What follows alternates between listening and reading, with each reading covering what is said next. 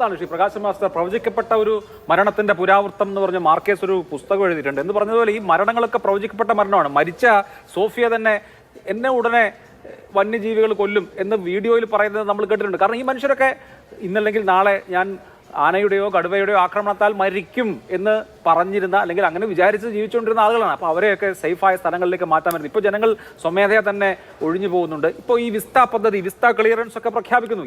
ഇതിനൊക്കെ കൃത്യമായ പ്രയോറിറ്റി ഉണ്ടാവുകയും പണം അനുവദിക്കുകയും അതൊക്കെ നടപ്പാക്കുകയും ചെയ്യുമോ എന്നുള്ള കാര്യത്തിൽ ജനങ്ങൾക്ക് സംശയമുണ്ട്. ഇപ്പോൾ വനം വകുപ്പിനെ കുറിച്ച് ഈ മനുഷ്യരൊക്കെ വെറുതെ അങ്ങ് ഇപ്പോൾ നിങ്ങളുടെ സർക്കാരിനോടുള്ള എന്തെങ്കിലും കിറവ് കൊണ്ട് പറയുന്നതാണെന്നാണോ വിചാരിക്കുന്നത്?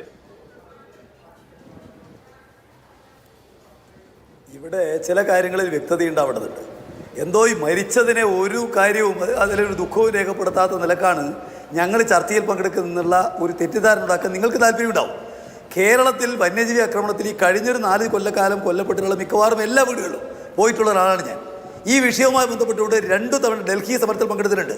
കേരളത്തിൽ നിരവധി സമരങ്ങളിൽ ഇതുമായി ബന്ധപ്പെട്ട് നടത്തിയിട്ടുള്ള ഒരാളാണ് ഞാൻ.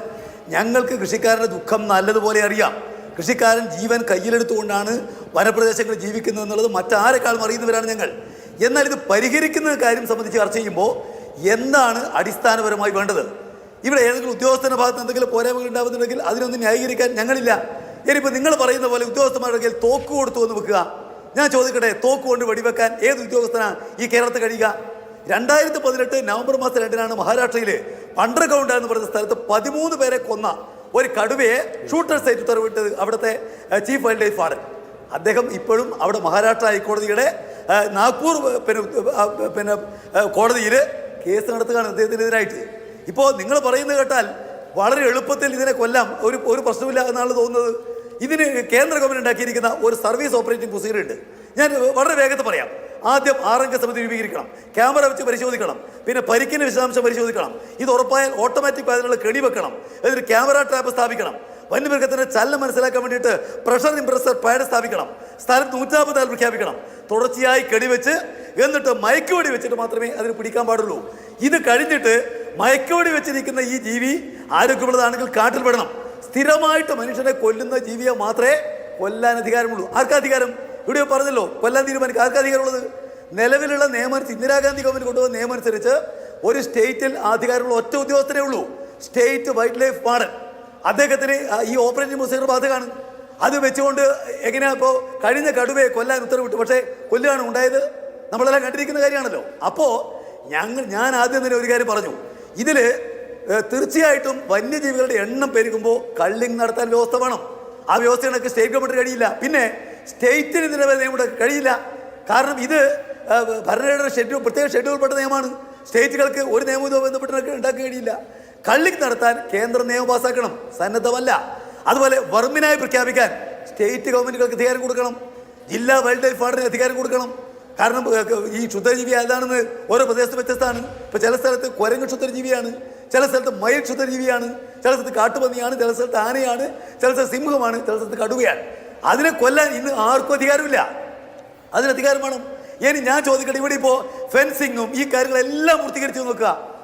വനത്തെയും അതുപോലെ മനുഷ്യ ആവാസ കേന്ദ്രങ്ങളെയും വേർതിരിക്കാൻ കൃത്യമായിട്ട് തരംതിരിവുണ്ടായി. എന്നാൽ ജീവികൾ കടന്നു വരില്ലേ? കടന്നു വരും. നമ്മുടെ അനുഭവമാണ്.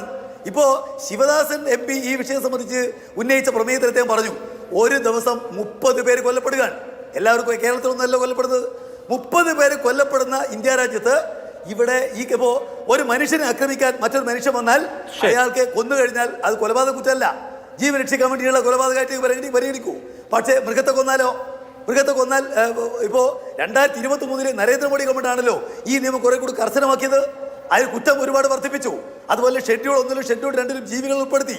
ഷെഡ്യൂൾ 1-ലുള്ള ജീവിയെ ആർക്കും ഇന്ത്യയെ കൊല്ലാൻ പാടില്ല.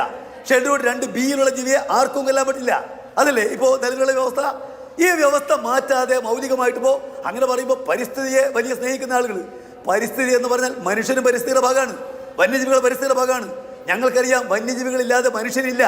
അതിപ്പോൾ പരിസ്ഥിതിവാദികൾക്ക് മാത്രം അറിയുന്നൊരു കാര്യമൊന്നുമല്ല. പക്ഷേ മനുഷ്യനും പരിസ്ഥിതിയുടെ ഭാഗമാണെന്ന് കണ്ട് അവരെ കൂടി രക്ഷിക്കാൻ വേണ്ടി പറ്റാവുന്ന രൂപത്തിൽ നിയമം വേണം. അതുണ്ടാക്കാൻ കേന്ദ്രം സന്നദ്ധമല്ല. കേരള ദിവസം വൈകേണ്ടതിന് ആവശ്യപ്പെട്ടു, കേന്ദ്ര സന്നദ്ധമാവുന്നില്ല. അതിനെപ്പറ്റി ഒരക്ഷരം പറയില്ല. ഇവിടെ പാട്ടുപാടിയ വനമന്ത്രി എന്ന് പറയാനാണ് താല്പര്യം. ഗവൺമെന്റ് എല്ലാ കാര്യങ്ങളും ചെയ്തതെന്നും ഞാൻ പറയില്ല. പക്ഷെ ഒരു കാര്യം ഉറപ്പിച്ചു പറയും, കഴിഞ്ഞ 8 കൊല്ലക്കാലം പിണറായി വിജയന്റെ ഗവൺമെന്റ് കേരളത്തിലെ ചരിത്രത്തിൽ ഇടപെട്ട ഗവൺമെന്റാണ്. ഒരു സംശയം അവിടെ കാര്യമില്ല. ശരി, ഓക്കെ. എനിക്കൊരു